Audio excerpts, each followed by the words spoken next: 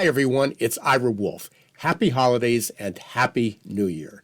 After recording over 100 episodes in 2023, I'm taking a bit of a break over the holidays.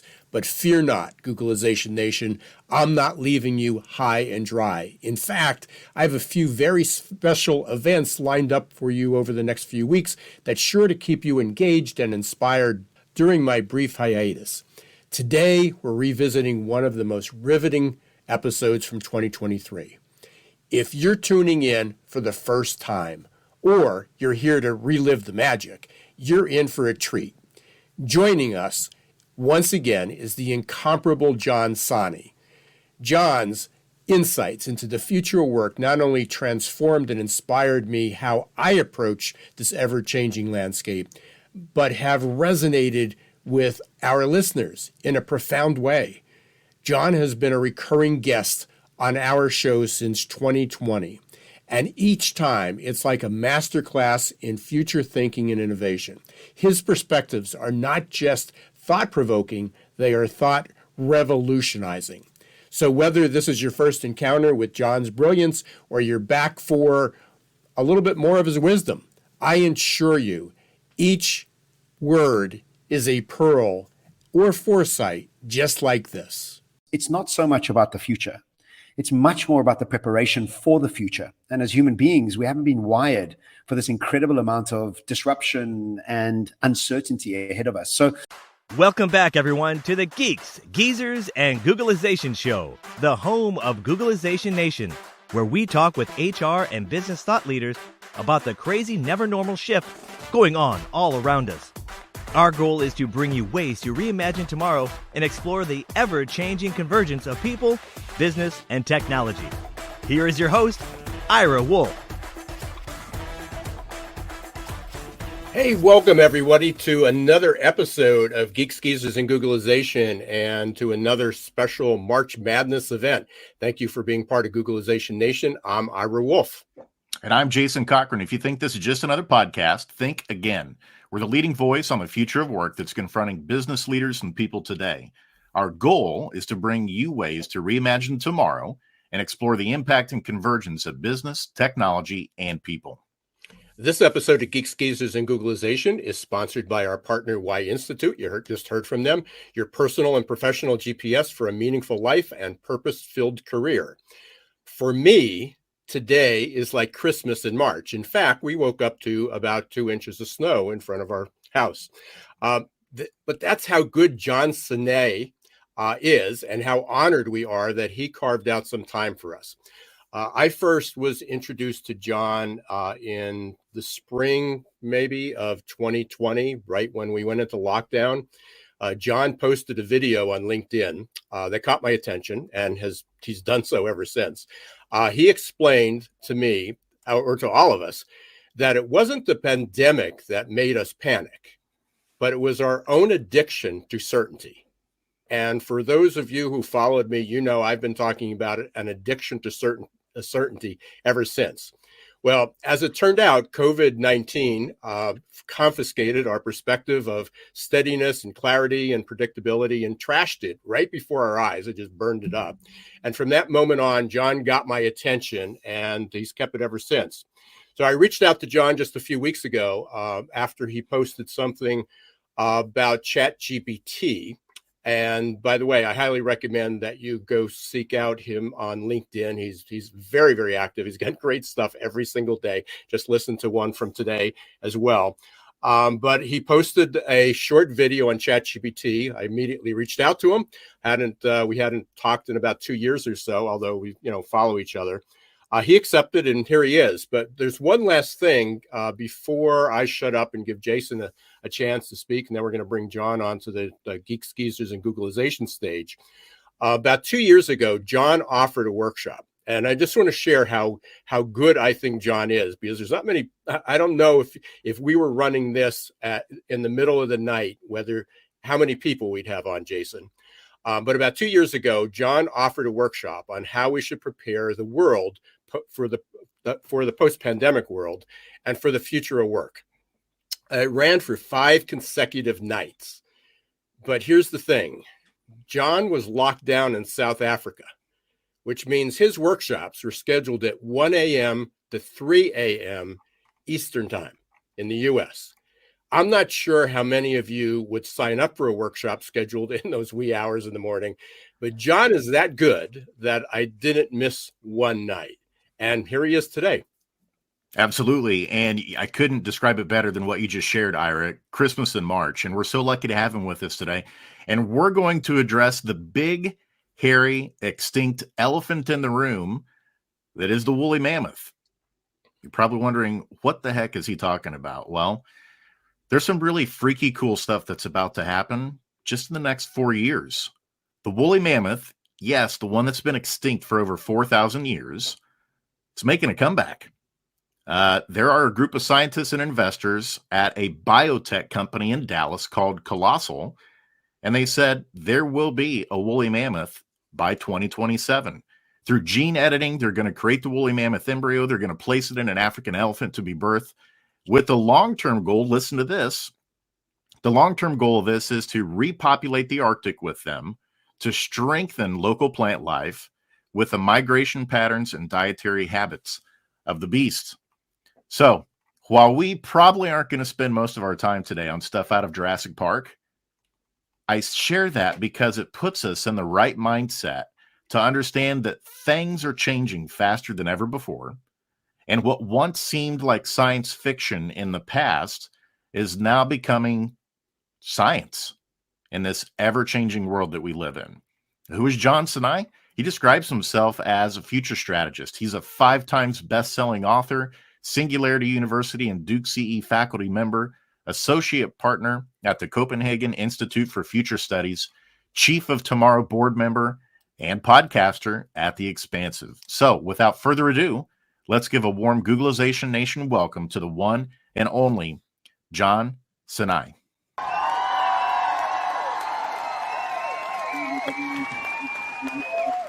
And I get such warm introductions. Half of me is like, wow, I'm also keen to meet this person. And the other half of me is cringing. I'm like, oh my God, this is going on for so long. It's so long. But anyway, wonderful to be here. Thank you so much for having me. John, it's been a while, as we said, and you're so gracious with your time, and can't wait to dive into this. And obviously, there's a lot of people on, watching and commenting already. So the anticipation is building. Let's Wonderful. take a step back just a second, and what we're going to talk about is when you did that video on ChatGPT, the one question that you sort of started out with was everybody was talking about it. You're in the airport, you're in buildings, you're at restaurants, you're having coffee. Everybody's talking about ChatGPT. And you kind of took the step back, as you usually do, and said, hey, what are we going to do about this now? We're going to get to that question. But first, how did you've had an interesting journey. I mean, when you were a young man, you didn't necessarily say, I'm going to come up and be a futurist. I'm going to be a future strategist. I know you don't like the futurist term, but future strategist. How did this transition happen? Well, it's a great question. I mean, I think when I was a kid, all I wanted to do was be successful and an entrepreneur. I come from a single mom family. And so financial kudos was important for me. And so I worked really, really hard from a very young age to achieve that. And I did really, really well. By the time I was 25, I had multiple businesses. I was doing really, really well at all the trappings of money. And then at 31, I went bankrupt and I lost everything. And that's really where the journey began, is that I had to dive deep into my psyche and my psychology and to start to understand what had happened. And then also started to realize that I've actually always been an early adopter from a very, very young age. And I've written about this skill that I don't even know where it comes from, is that I've been able to decipher the future and extrapolate current technologies into the future, somehow just the way I've been built. And so I combine this sort of futuristic thinking that's innate in me together with the psychology and neuroscience of human beings. And it's put me in a unique position, because I think you get psychologists and motivators and inspirers, but they're hardly ever futurists, because the futurists are talking about the future. But I often think that the combination is necessary, because it's not so much about the future. It's much more about the preparation for the future. And as human beings, we haven't been wired for this incredible amount of disruption and uncertainty ahead of us. So the combination has been somehow instilled in me and quite natural. That's come up. I've never studied. I say this. I lecture at a bunch of different universities around the world. I counting the other day, I've lectured at 14 universities around the world. And my opening remarks always is, I've never been to university. And I hardly passed high school. So this has all been self-taught and quite intuitive. Yeah, it's an amazing story, and obviously you're quite good at it, and we're going to talk about purpose later. Well, you heard in the beginning we talked about following your purpose, and you obviously uncovered that and discovered that. Let's go back to that other question: how our whole thing started is what are we going to do now? I mean, so we got this GPT thing. Robots are taking over our lives. This whole conversation's about plagiarism. I mean, this is the fear. This is the AI apocalypse that we called it. This is the fear that everybody had. All of a sudden, AI is going to be doing our jobs. So what are we going to be able to do now? Well, it's a great question, and I think it's a worldwide your problem. Question, by the way. Yes, well, it was my question. Maybe that's why I said it was such a great question. Yes. So great question, John. Thanks for asking it. No, so I think the thing is this, let's zoom out, right? And let's think about how many times this has happened to us as human beings. And this is not the first rodeo that any of us have been on. Our ancestors have been on many of these rodeos. And the analogy that I always use, or the storyline I always use is, in agricultural times for 10,000 years, the rules are quite simple for us as human beings. The rules were follow the forefathers, follow the seasons, and work the fields for 12 hours a day, depending on harvest or not. And for 10,000 years, that's 500 generations plus minus, we were happy to do that and follow that process. The most important thing we had as human beings was PQ, physical quotient. And so today, what we realize is that when 200 years ago, the steam engine arrived and the factories arrived, our physicality became irrelevant. It doesn't matter how strong you were and how you could work the fields. You now had to develop a new skill called IQ. And so the rules changed from follow your forefathers to follow the system. And the system is education, university, and organizations. The better you followed the system, the more successful you'd become, the more analytical you were in your thinking, the higher your IQ and knowledge were, the more successful you'd be. And for 200 years, this has really done well for us. But now that AI is arriving, we realize that the skills we once had and prioritized are becoming irrelevant. And so the panic is not so much about AI. The panic is about the inability to develop new skills. Our brains are going into overdrive to confirm the fact that we don't want to change, because our brains don't want to change. I don't know if you know the stat, but science has proven in the last few years that we have between 60 and 70,000 thoughts a day, of which 90% are the same thoughts, meaning that our brains are familiarity machines. And when something like this comes that is so drastic, which means that you have to actually change the hardware inside your head, because that's what we did from PQ to IQ. And as we now move to AQ, which is awareness and adaptability quotient, we need different parts of our brains to wake up and other parts of our brains that we've prized for so long to quieten down. So the panic is not AI. The panic is change. And people don't know how to change. And so if we were given the tools, the ability to practice change, to prioritize awareness and adaptability, and we'll get into the understandings of what those are and what their practical applications are, we'll realize that AI is just another tool that we have at our disposal. And also, I'm very keen not to call it an apocalyptic AI scenario, but a roadmap and a sort of incredible rise of technological intelligence that's around us that we need to embrace and work with. And if you're fearful of it, you've already started on the wrong foot. And John, with that, what are some of the innovative ways you're already seeing out of the box? I mean, it's only kind of been open source since November is when it launched, right? So what are some of the innovative ways you're already seeing it being brought into work or different aspects of our lives? Well, I think, there's multiple different ways that we're seeing it. I've seen it work on Excel spreadsheets. I've obviously seen it in copywriting, but most importantly, we're starting to see it pass exams like the medical exam, the law exam, and the MBA. And that's really what we need to be thinking about, is that beside it affecting our jobs right now, we have to really start to reskill the way we bring value to the world. And so, yes, we got Midjourney and we got DALL-E creating pictures, and soon we'll be making movies. And we got ChatGPT 4 coming that will start to make even better movie scripts that you can feed into Midjourney, and DALL-E 3 that will make us movies. These things are just extrapolating ahead of us. And over the next 2 to 3 years, it's going to be mind-boggling how much of our work that's going to be taking away. So again, the cutting edge right now is nothing even to think about up until the real cutting edge stuff starts to arrive, when we start to converge these things over the next 4 or 5 years. And what we have to start doing as quickly as possible is not try to keep fixing the software inside our heads, but start to understand the hardware and how we need to change the hardware that is our brains to deal with this level of intelligence that's what we've never really had around us, and how to deal with it. And with that, John, Ray Kurzweil is one of my favorite folks to read also in his Laws of Accelerating Change. He was predicting that by 2050, that one single computer would have the computational capacity of all of mankind combined. And that just absolutely blows my mind to think about that, because that's not too far away. But with that, are there ways, because we're also entering into Web3, right? This whole concept of decentralization of a lot of things.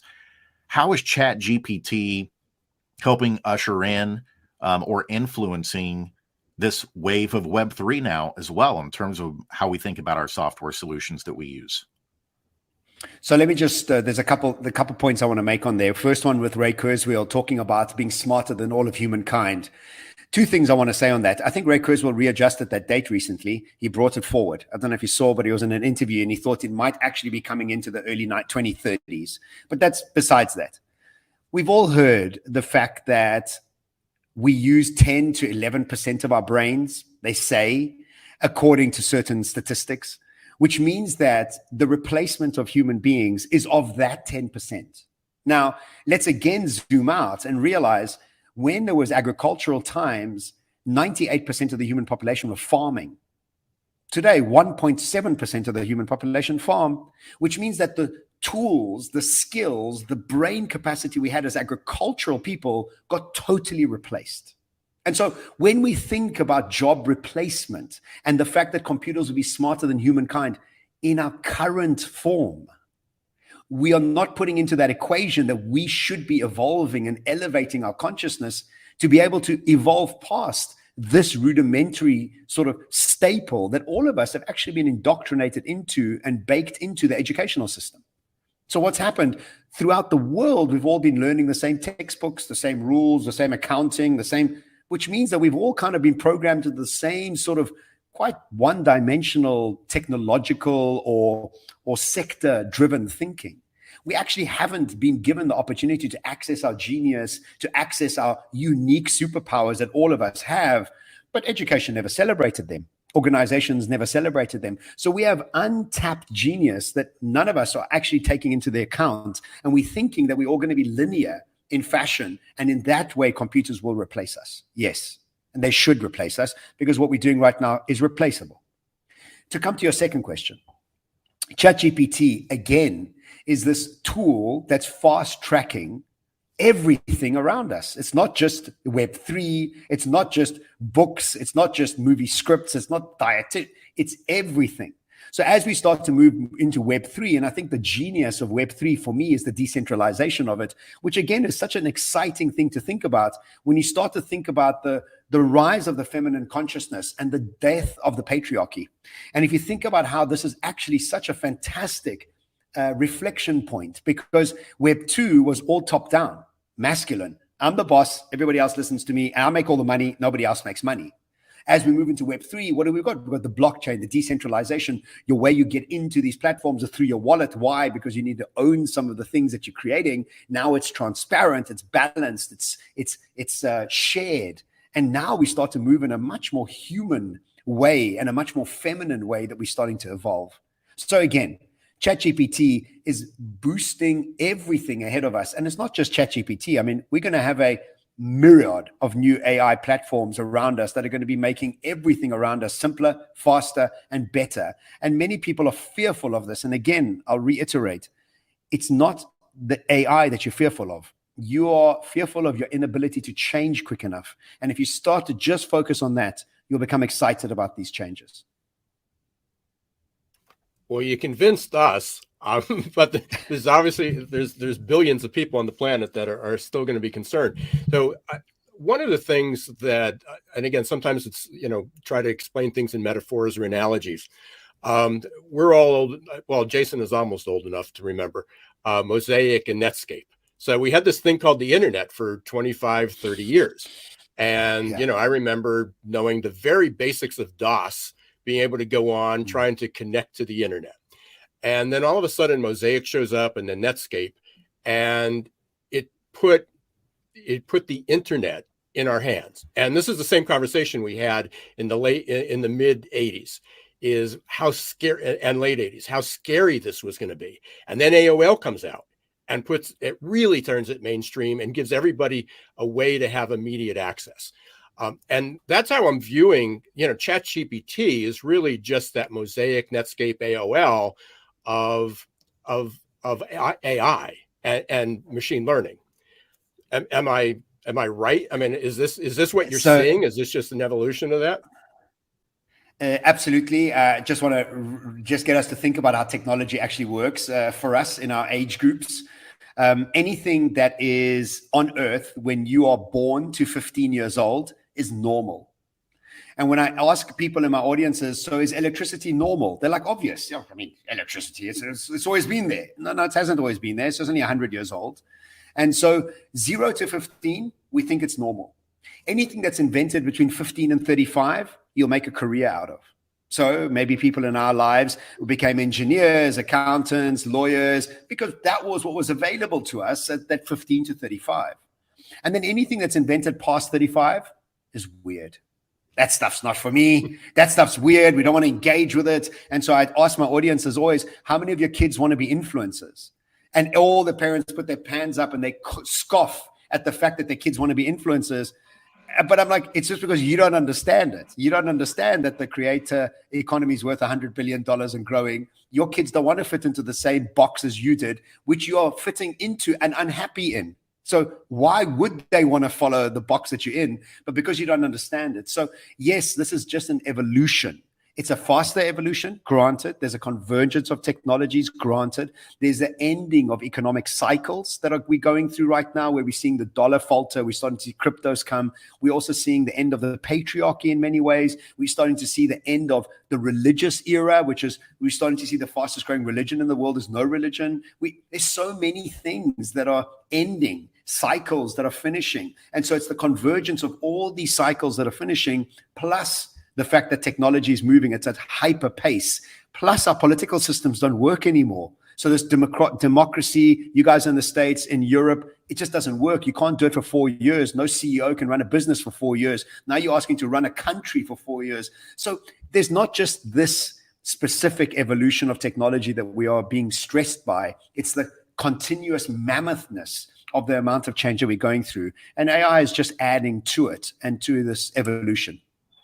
And I love that you said mammoth-ness there, John, back to talking about the woolly mammoths making the comeback here. Right? Yeah. Right. And so, there are naysayers out there that have concerns where they're saying, well, look already at ChatGPT and the open source AI, Bard, which already kind of messed up a little bit in terms of showing how biased and defensive it got when things were being pointed out to it.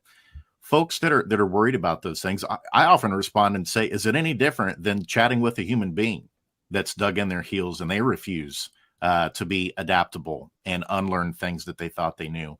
But setting that aside, when you think about the future, is there any merit to concerns around artificial intelligence becoming sentient or being jealous of humans and wanting to be human? Is there any legitimate concern around that from your perspective? So the answer is yes. And I don't think any of us know in any specific way. but I want to zoom out again because I think it's always good to take an ego viewpoint and then come into the subject itself. And I'm going to go into a bit of neuroscience here. So I want to explain why people find faults with things that they feel are threatening, because that in itself shows us where that person's coming from. So I've been studying neuroscience for the last 3 years. And the reason I've been studying neuroscience is that when I started my career 15 years ago, I spoke about all technological wondrous things that were coming. Everything from flying taxis to the blockchain and how it was going to change society as we know it. And when I would leave conferences, Jason, people would be more scared and anxious than they were before they arrived, which was defeating the object because I was excited about it, but many people in the audience were not excited about it, right? And I found this weird because I naturally found it exciting, but they didn't. So I started diving into psychology and I started to think about what is it that keep people stuck inside their trauma and inside their fear and makes them go into survival mode. And then whatever new out there is scary. And I did this. I wrote 3 books on psychology and the future. And you know what? It didn't really help. Because who here on this call hasn't read all the psychological books? Who hasn't been to therapy? Who hasn't done all the things you should be doing, but still suffers from anxiousness, frustration, fearful of the future, and maybe has some addictions as well? So that means that the psychological process doesn't work, which it used to work. Now it's working less and less because things are changing so quickly. And the fact of just knowing what the future looks like also doesn't help you actually prepare for it. So we have to dive deeper. And what I've started to realize is that psychology is software and neuroscience is hardware. And what we've been trying to do is change our software in an old cell phone. So we got iPhone 1 and we're trying to update the software to iOS 25 and it's just not gripping. Why? It doesn't have the capacity. It doesn't have the actual hardware to want to figure out uncertainty. And so we have to dive into neuroscience and to understand what's going on inside our brains that we are fearful of something that's the unknown. And I think I've found the answer. And here's what it is that we have 5 brain waves as human beings and 2 that when we're awake. And what has happened over the last 200 years is that we've been addicted to a brainwave called a high beta brainwave. And what a high beta brainwave is a brainwave that says I'm highly focused on an outcome. I think I'm in danger and I'm fueled by anxiousness and adrenaline.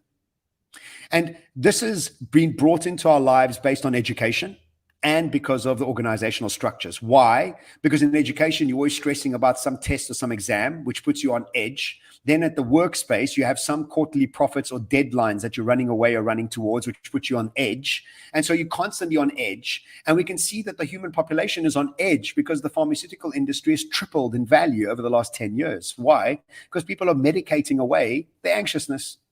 And then you get people that are wine connoisseurs, which are really just alcoholics that are fancy, that are wanting to numb the pain that they're going through. And so we have all these stories that we want to bring about that just wants to give our brain a relaxation.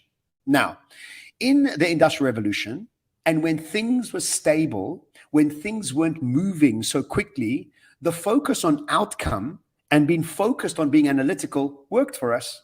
It did. For 200 years, we did. We were fine doing that process. Our brain computing at that level was no problem. But now that we're in this new era, we need to understand that the brain waves that we've been baked into us need to change. And the brain wave that we need to move into is called a low beta high alpha. And a low beta high alpha is, you have experienced it when you come back from holiday. When you come back from holiday, the first 2 days when you come back from holiday, what are you doing? You're making lists of the things that you should do. You're broad in your thinking. You're lateral, you're creative, you're imaginative. The people that used to bother you when you went on holiday, that Muppet at work or that person out there or your wife or your husband, they don't really bother you. You're like, yeah, okay, they can get on with it. But I've got all the space inside my head that gives me the opportunity to think. Now, I'm going to give you 1 line or 2 lines that are going to bring this home. The one is from Alvin Toffler. He says, the illiterate of the 21st century will not be the ones who cannot read and cannot write, but be the ones who cannot unlearn to relearn. So I'll ask you this question. How do you unlearn? And most people don't know because we see it as just a term, unlearn, but nobody knows actually how to unlearn. And then we have Einstein, who says you cannot solve the problem from the same energy that created it. So now, let's take those two quotes and let's understand that when people are highly baked into a high beta brainwave, focused on survival, where their body's full of adrenaline, they will find problems with AI. They will find problems with technology. They will look for issues everywhere because in their brain, they're in survival mode.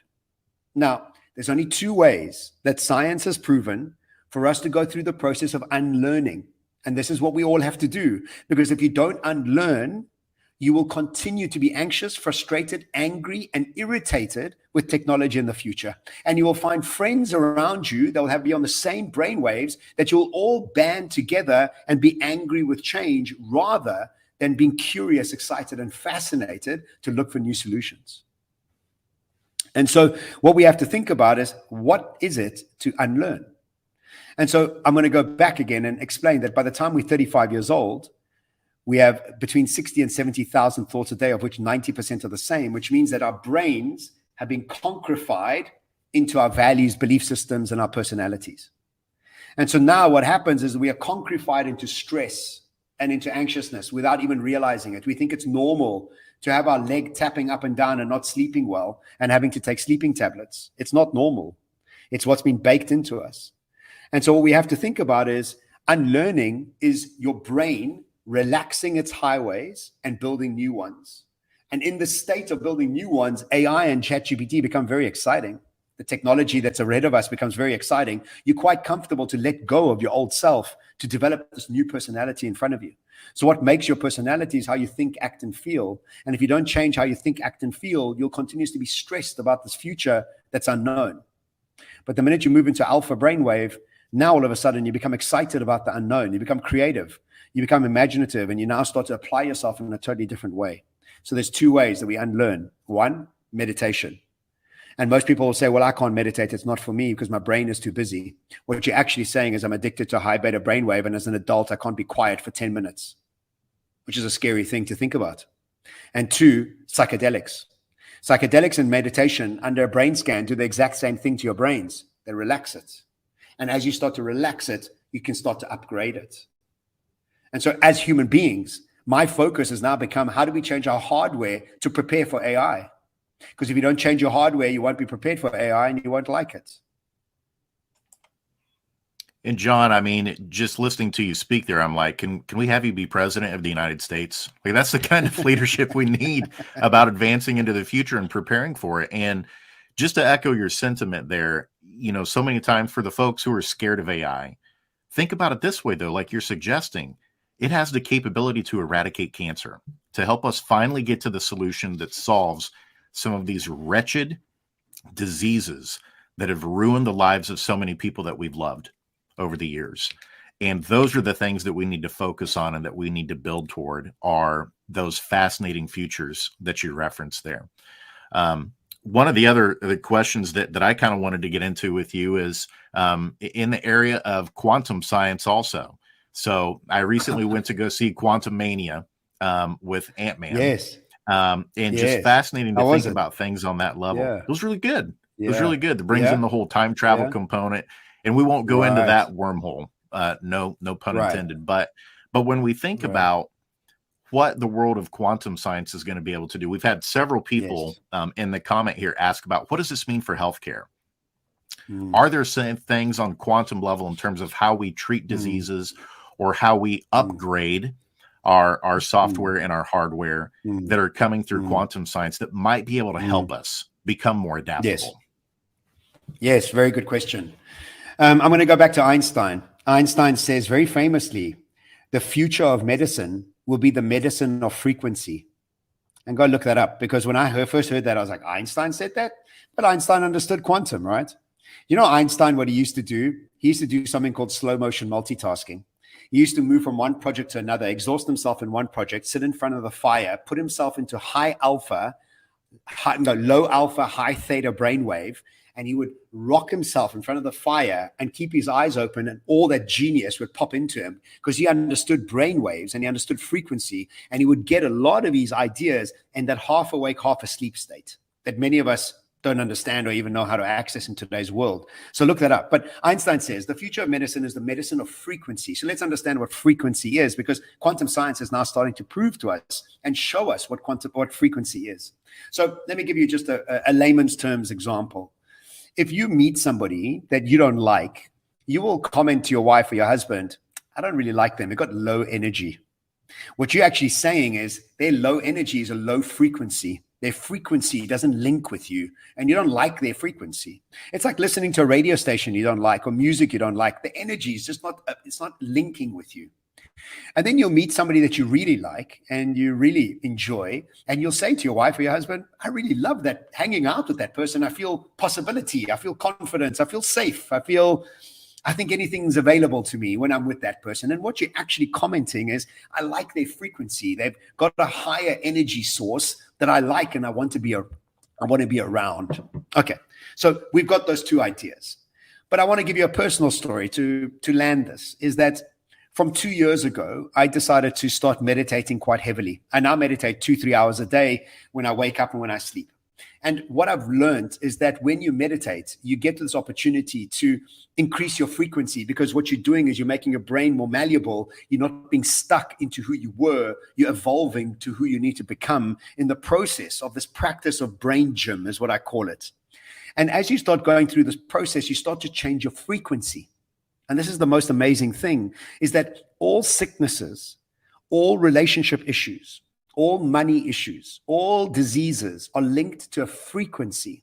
That frequency has been something that you've been imprinting onto our quantum fields of, I'm not worthy enough. I'm angry. I haven't forgiven somebody. I'm upset with the world. I'm a victim of the world.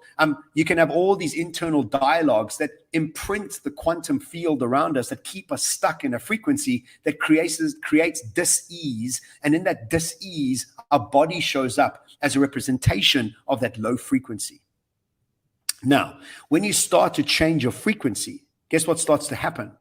Is that those diseases fall off you, because those diseases aren't linked to the frequency that you're evolving into. They were linked to the frequency that you were. So I'll give you 4 examples of me, because I started off 2022 not speaking to my dad for 20 years, not speaking to my brother for 4 years, being addicted to marijuana for 20 years, secretly, and eating sugar every night, obviously after I smoked my marijuana, because that's what happens. And so when I started the year, I decided to really focusing on my meditation. I did 4 7-day meditation retreats last year. I meditated 2-3 hours a day. And by July, I'd spoken to my dad for the first time, and now very good friends with him. Spoken to my brother for the first time in 4 years, stopped smoking marijuana, and don't eat sugar. And I started off the year with 0 of those intentions. Was not part of what I wanted to do. I was quite happily angry with my dad and quite happily smoking marijuana in secret. And what we realize is that all sicknesses are linked to these frequencies. And as human beings, our software is dated. And so what we do is we take medication, but not change our frequency. And my last book I wrote is called Who Do We Become? And the reason I called it that is most people are complaining about the future, not asking the question, how do I evolve and elevate to meet this future at what it needs from me?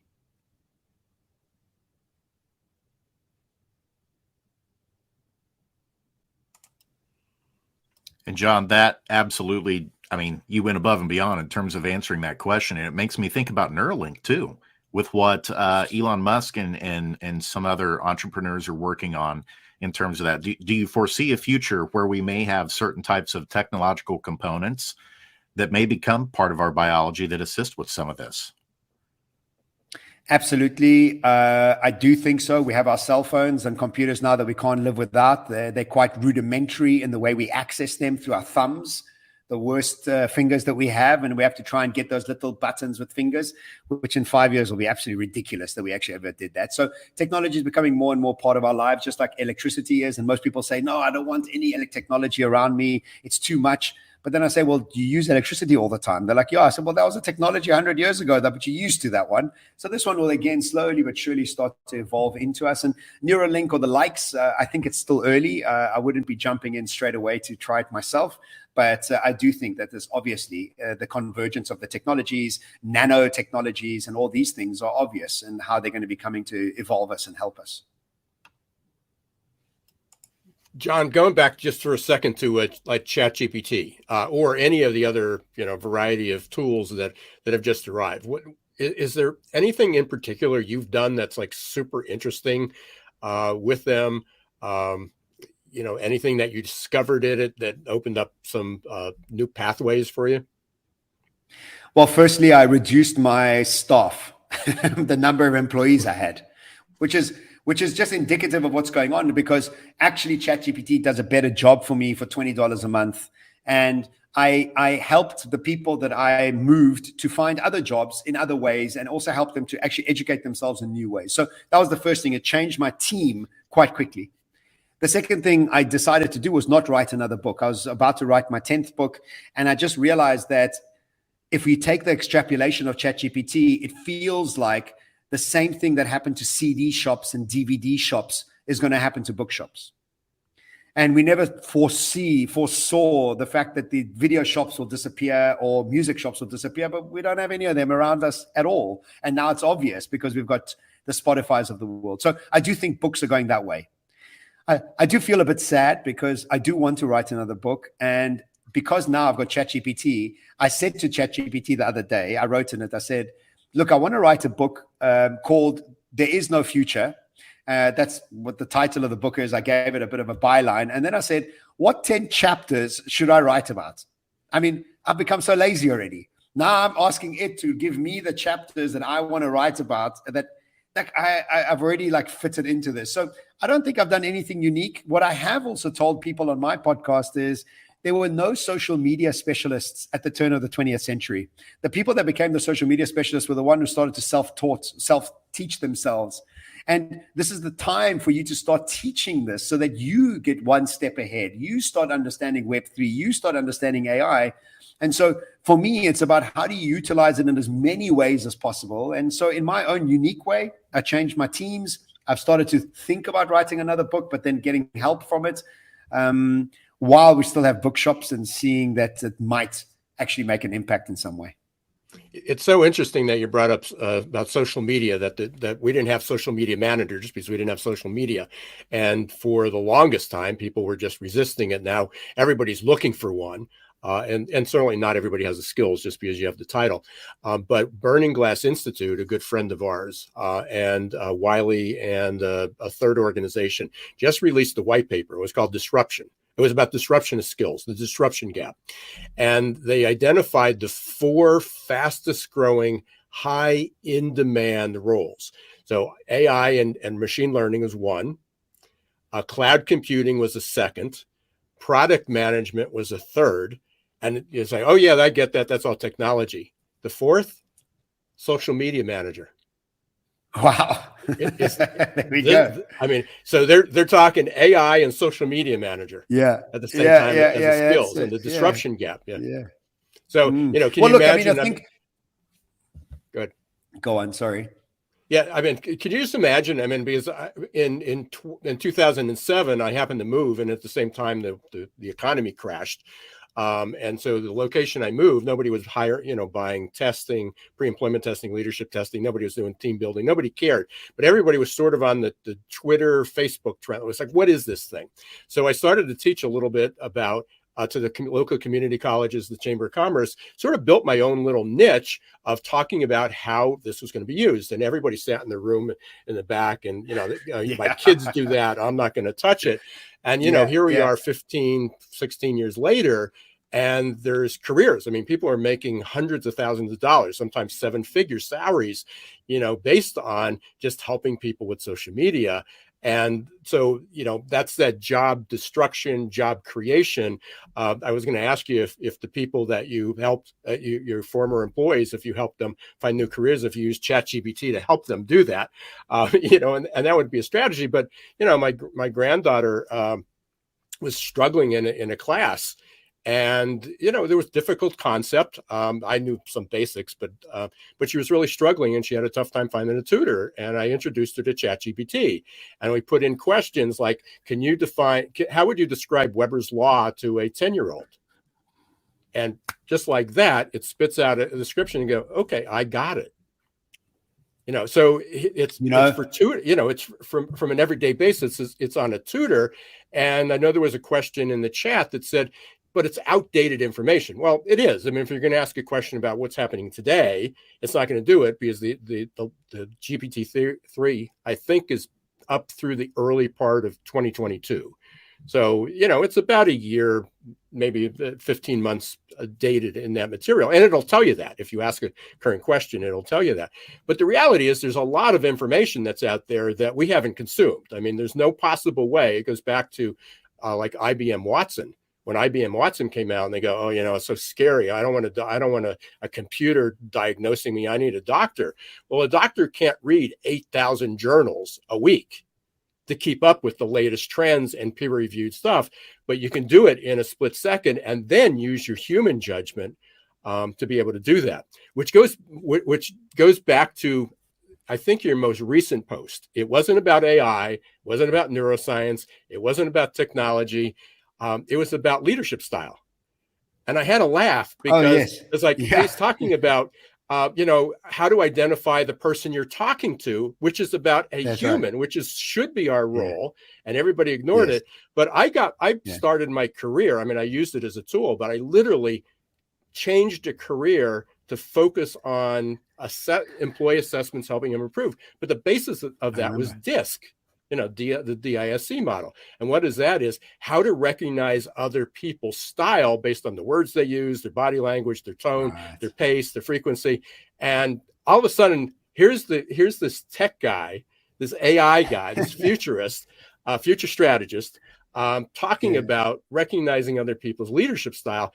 And the reality is that's what our role should be. How could the tools, how could AI, how could ChatGPT, how could Midjourney, how can we do all these things that could help us become better at doing what we should be doing, rather than, just doing the same thing over and over again?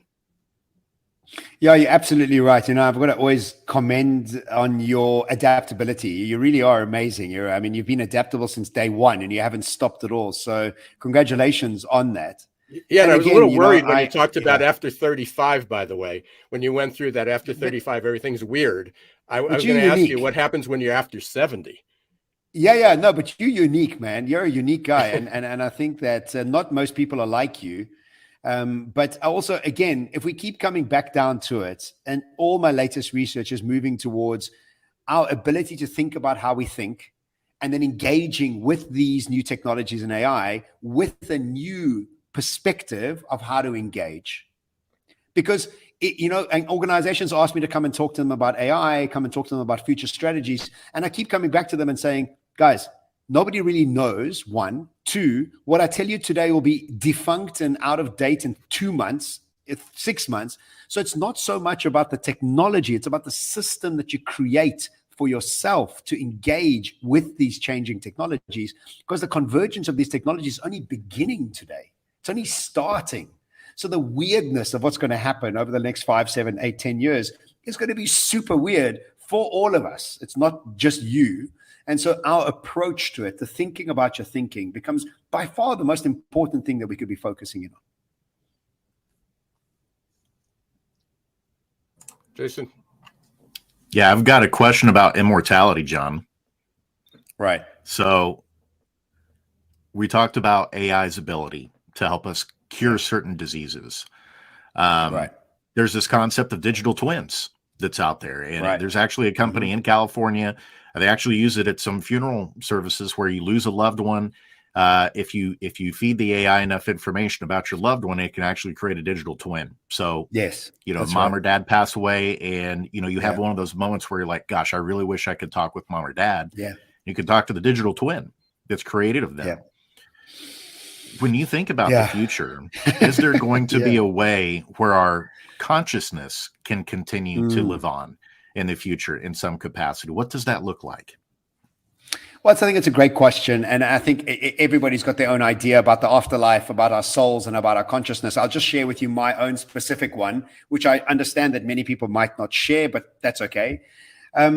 Why would your consciousness want to apply itself to Earth again, when there must be a limitless number of timelines and planets and experiences out there?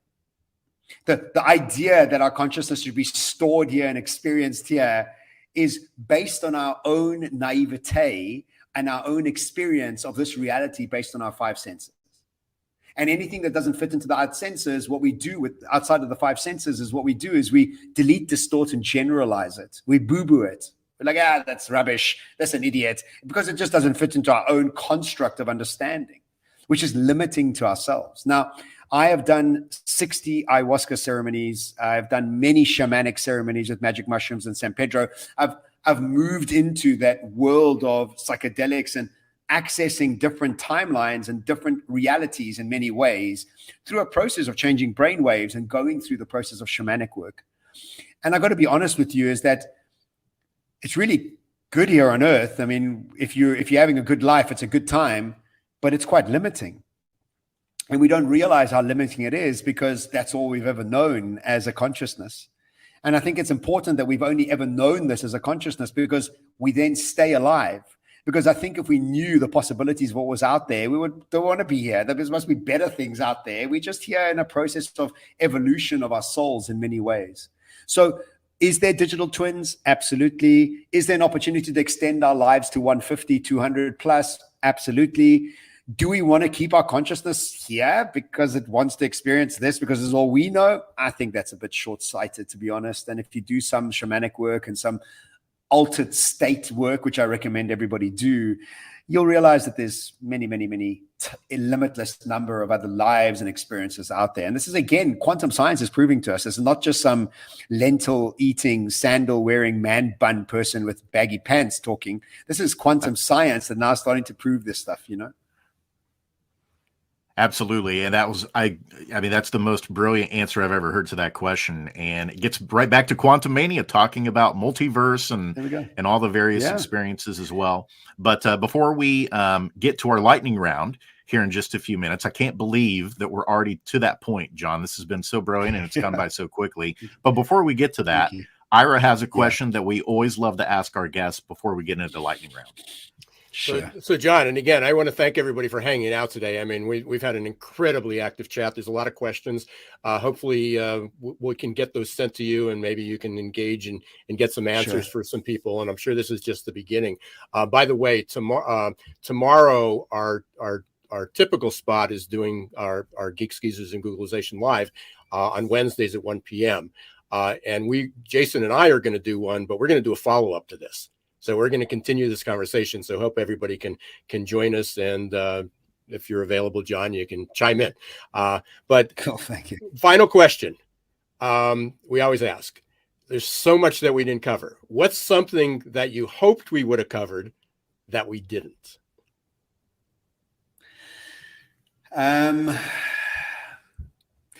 You know, what usually happens in these discussions, we focus on technology in the future, but I have brought in the most important topic that I wanted to cover, which is hardware change, which is the neuroscience. And so I forced that onto the conversation because I think it's very, very important to actually speak about. So you have asked fantastic questions, but I've had to weave in my latest research around that. So no, I'm very happy with what we've spoken about. And if anything, we need to speak more about our ability to elevate and change our consciousness to meet this future and what it needs from us. Well, it seems like everyone agrees with that because I see quotes here, bring John back, great guest, best guest you ever had. And so we'd love to have you back at some point. I know you told us before the show you're going to be doing a tour of the U.S. Or partial tour of the U.S. over the summer, but we'd love to have you back and focus on the neuroscience. If you'll be so kind and be able to do that. I would love that. You have an open invitation. If you want to join, whenever you want to join us, John, you tell us, we'll make that schedule. But I'm going to turn it back to Jason for a little bit, and we're going to learn a little bit more about John Sanei. That's right. So we're going to get to know you a little bit better on a personal level here, John. So question number one, what is the thing about the future that excites you the most? Is it, I'm just throwing out a few examples, curing diseases, the way we'll do transportation, bringing back extinct animals? What's the particular thing that just really gets you super excited about the future? The possibility of aliens landing. For me, that's the most exciting thing that any of us could ever experience, is to meet another species. of intelligence. And I think we're close, because I do think that the news media has, since 2020, mid 2020, started to put it into the media. If you realize that all of a sudden American generals and Pentagon were agreeing to it, and the Israeli general was accepting it, and the Canadian minister was saying, yes, this has actually happened. All of a sudden, our consciousness is now starting to expect it in many ways, where 10 years ago, you think you'd be crazy talking about these things. So for me, the engagement with new species and new consciousness, for me, is by far the most exciting thing, because I think they'll bring with them a lot of knowledge that we don't have, and a lot of access to new ideas and new ways of doing things that we don't have currently. So that's my exciting future expectation. I love it. And that was one of the things I had on my short list that I wanted to cover today. So maybe the next time we have you on, we can dive into that even more too.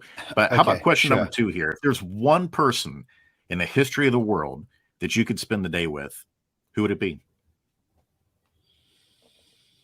Wow. That's a big question. I've never been asked that, actually. I would think it would be Einstein or Tesla. Maybe Tesla. He got taken out far too early, and I think he had some secrets that many people don't want to get out. And he was already dealing with quantum science much earlier than any of us have even understood to this day yet. So I would think it would be Nikola Tesla. Awesome. And then how about a favorite song or a favorite musical artist? Yeah, that's a great question. And, I speak about this, the fact that Spotify has gotten us to the point where we don't listen to musicians anymore. We listen to genres. And I am into genres now. And I listen to a specific type of genre that is quite melodic, has got a simple bass beat to it. But, that's the type of music I listen to. I have no idea who sings it anymore. And this is what happens when technology commoditizes a sector. You don't know who you're watching. It's not that relevant who you're listening to. It's the type of music that's setting your mood. So, I used to be certain bands, but today my playlist on Spotify is my favorite musician. Very cool. And then how about if you could go back in time and go back maybe like to high school, and what would be something that high school classmates would be surprised to see about you now? Let me tell you, I was a terrible student. I got expelled. It was just chaos. I come from a single mom family. I had no dad around me. My mom was working. I was left to my own devices, and I got up to no good. The fact that I'm alive and I've got half my brains with me, I'm very, very lucky. So all my friends at school, when they see me, they're like, how? Like, you couldn't even pass school. You've written 9 books. Like, you teach at university. Like, you're the absolute last person that was going to move into the state of teaching governments and academia about anything, because all I wanted to do was get out of school. And so it's the weirdest thing, because I've done a 180 flip. And what I always comment to students that I work with is the educational system was built for 25% of the human population. The other 75% made up, had to try harder. And I was on the far scale of the other 25% right on the end, which was detesting fitting in. And my whole brand today is fitting out. And so you can understand that I was just so frustrated at school. And so I get a constant number of Facebook messages and Instagram messages from friends from school, with always starting off with, how? What? You doing what? So it's been very interesting to have that experience. I love that. And you are the perfect example of evolving and adapting. The Darwin of the human species, helping us continue to evolve and adapt over time, which is awesome. We can't thank you enough for being with us today, John. We've got the banner for those who are watching scrolling at the bottom in terms of learning about John's work, johnsanei.com, SANEI.com. What are some other ways people can follow you and get in touch with your work, John? Well, the luck of the world would have it that I'm the only John Sanei in the world. So I'm on Instagram, I'm on LinkedIn, I'm on a podcast called The Expansive. So join me across all of them. I'm constantly sharing, as Ira said. I feel like I need to constantly share because it opens up space for more. So I'm constantly putting stuff out. So please join me on the journey, and I'd love to hear from you across all the social channels. Try to find... As a human being, I'm trying to find the mute button here. I mute myself. John, it's great to see you again. Obviously, you're in my life almost every day, and following things. And I appreciate the insights you have. I guarantee you have a lot of new fans. You're going to have a lot of new followers. And that wasn't just an idle invitation. just serious. When I'd love to get you back on the calendar and talk about neuroscience, and we got a lot of people asking. So I appreciate it, and continue to be safe, and hopefully we can actually meet in person after so many when you're back in the States. I would love that. Thank you so much, gents, and thank you to everybody listening. It's been wonderful to be here. Ciao. Thanks, John. Thank you, John. Hey, I'm not even sure what we can say other than we're going to continue this conversation. This will be ongoing.